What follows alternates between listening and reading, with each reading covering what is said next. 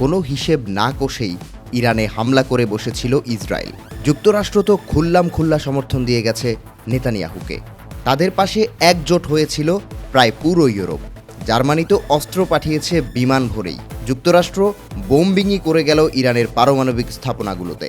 এদিকে ইরান পুরো একা, যেন পুরো বিশ্ব ব্রহ্মাণ্ডে কেউ নাই। রাশিয়া এলো না চীনও, শুধু সান্ত্বনার বাণী দিয়েই খালাস। নিঃসঙ্গ শেরপার মতো একা লড়ে গেল ইরান, আর তাতেই পেরে উঠল না ইসরায়েল গং।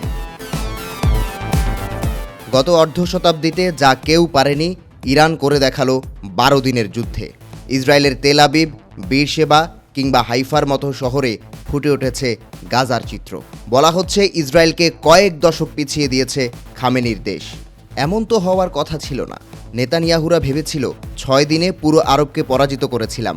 ইরান তো একা, না হিসেব কষেই হামলা চালালো ইরানের ওপর। কিন্তু নেতানিয়াহু বোধহয় জানতেন না, আলেকজান্ডারেরা পর্যন্ত এ ভূমি দখল করতে পারেনি। এই ভূমি কাউকে ডরায় না। এই ভূমির মানুষেরা হাসতে হাসতে প্রাণ দেবে, কিন্তু আত্মসমর্পণ করবে না। পরে যা হওয়ার তাই হলো। একা না পেরে ইসরায়েল বড় ভাইকে ডেকে নিয়ে আসলো যুদ্ধে। এসে মেরে বসলো বাংকার ব্লাস্টার। ইরান করলো কি? সেই বড় ভাইকেও ছাড়ল না, হামলা করে বসলো কাতারের বেইজে।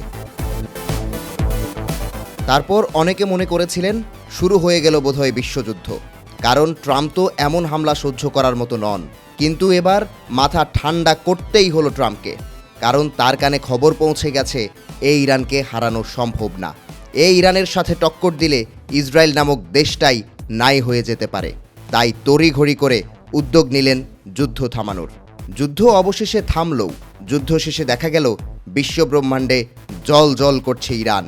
অন্যদিকে মুখ কালো করে আছে পশ্চিম, কারণ ইতিহাসে এমনটা কখনো ঘটেনি। দুনিয়ার সকল অপশক্তির সম্মিলিত শক্তিকে ধুলায় মিশিয়ে জিতে গেল ইরান। সারা দুনিয়ার বিবেকবান শান্তিকামী মানুষদের মুখে রব উঠেছে, অভিবাদন লও ইরান। এদিকে ঘটেছে আরেক কাণ্ড। ট্রাম্প ভেবেছিলেন B2 দিয়ে ইরানের পারমাণবিক স্থাপনা সব শেষ করে দেয়া যাবে। তৃপ্তির ঢেকুর তুলে নিজের প্রশংসা নিজেই করছিলেন ট্রাম্প। আহা, করলামটা কি? কিন্তু দিন শেষে খবর এলো ইরানের সে স্থাপনাগুলোর কাছেই পৌঁছাতে পারেনি পৃথিবীর সবচেয়ে ভয়ঙ্কর বাংকার ব্লাস্টার। মাথায় হাত তখন ট্রাম্প নেতানিয়াহুর। করলাম কি এতদিন তাহলে? মার্কিন গোয়েন্দা নিজেই বলছে যুক্তরাষ্ট্র ইরানের 2টি পারমাণবিক স্থাপনায় হামলা চালিয়ে প্রবেশপথ বন্ধ করে দিতে সক্ষম হয়েছে মাত্র। তবে ভূগর্ভস্থ কাঠামো ধ্বংস করা যায়নি।